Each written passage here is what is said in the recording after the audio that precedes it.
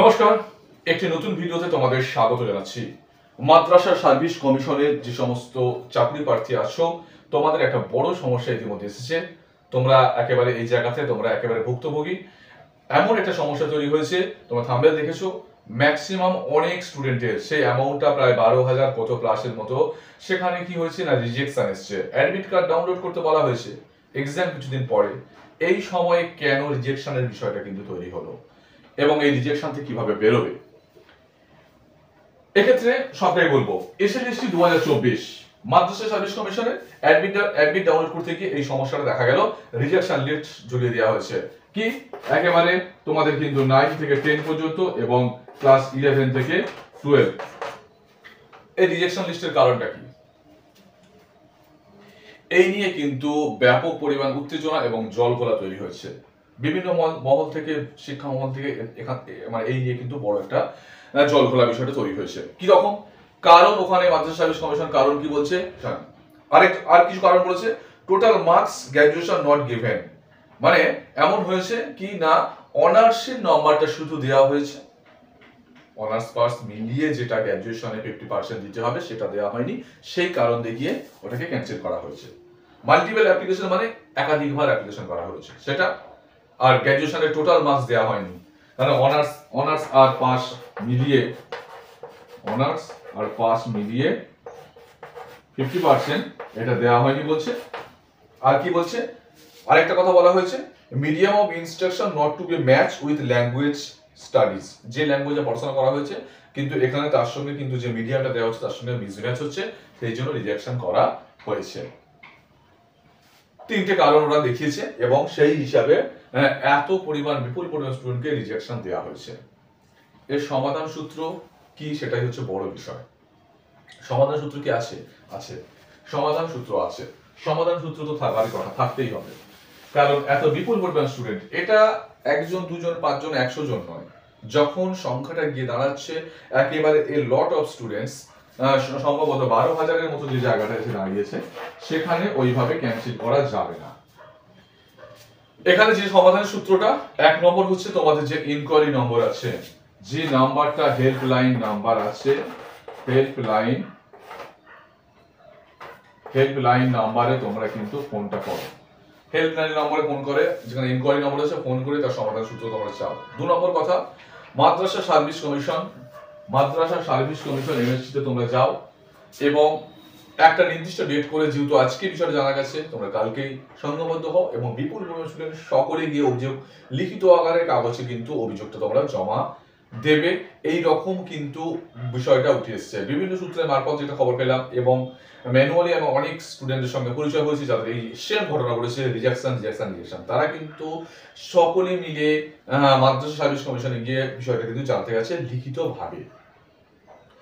কিছু স্টুডেন্টের রিজেকশন হলে অসুবিধা হয় না, যেখানে এত বিপুল পরিমাণ স্টুডেন্ট, সেখানে কিন্তু সেটাকে কিন্তু গ্র্যান্ট করতেই হবে। আরেকটা হচ্ছে স্টুডেন্টদের থেকে একটা বিষয় উঠে এসেছে, সেটা হচ্ছে তাহলে এই যে ধরো এত স্টুডেন্ট, 12,000 স্টুডেন্ট, 500 টাকা করে যে ভিজিট, 500 টাকা একজন বেকার ছেলের পক্ষে অনেক টাকা। সেই টাকা তাহলে ফেরত দেওয়ার ব্যবস্থা করা হোক।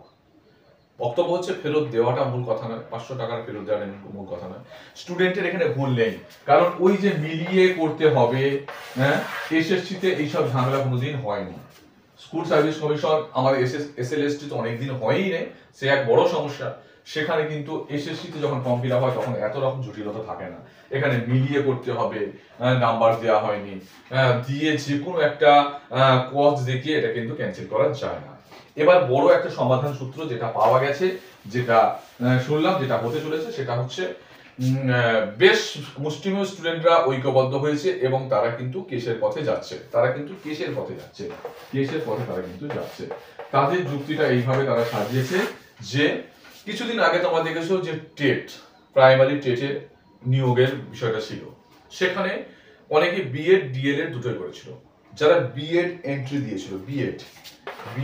দিয়েছিল, পরে দেখা গেল যে ডিএলএড কে অগ্রাধিকার দেওয়া হবে এবং ডিএলএডই চান্স পাবে, তারা কিন্তু কেসের মাধ্যমে গেছিল এবং যারা ডিএলএড করেছে যারা ডিএলএড করেছে তাদের কিন্তু আলাদা করে অ্যাড করার জন্য সময় দেওয়া হয়েছিল এবং তারা অ্যাড করার সুযোগ দেওয়া হয়েছিল।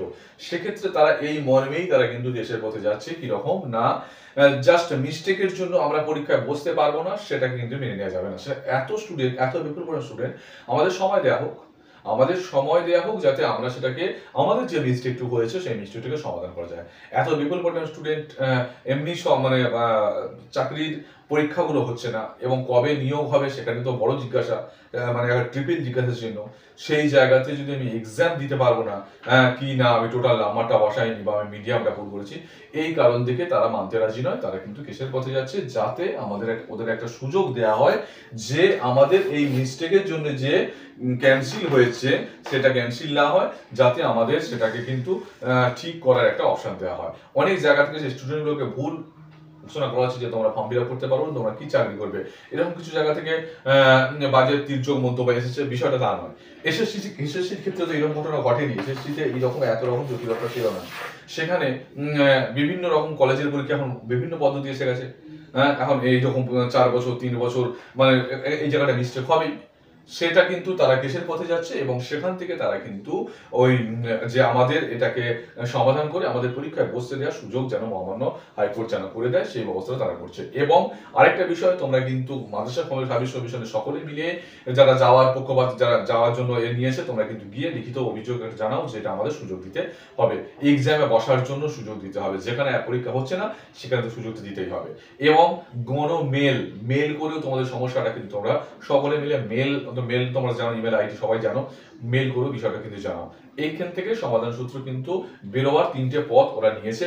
এক হচ্ছে হেল্পলাইন নম্বর, 2 হচ্ছে মাদ্রাসা সার্ভিস কমিশন সকলে গিয়ে অভিযোগ জানাচ্ছে, 3 নম্বর যে কেসের পথে বেশ কিছু স্টুডেন্ট তারা যাচ্ছে, গিয়ে তাদের কিন্তু বক্তব্যটা বলছে। যেখানে ডিএলএড কে সুযোগ দেওয়া হলো দ্বিতীয়বার পরীক্ষাটাকে স্টপ করে, যেহেতু তোমাদের হাতে বেশি দিন সময় নেই, তোমরা কিন্তু ইমিডিয়েটলি তোমরা এই বিষয়গুলো সমাধান করা যায় কিনা তোমরা কিন্তু চেষ্টা করে দেখো। কারণ রিজেকশন তো হবে না, পরীক্ষায় তো বসতে দিতে হবে। 500 টাকা ফর্ম ফিল আপ করেছে, 500 টাকা ফেরত দিয়ে দিলেই তো সব সমাধান না।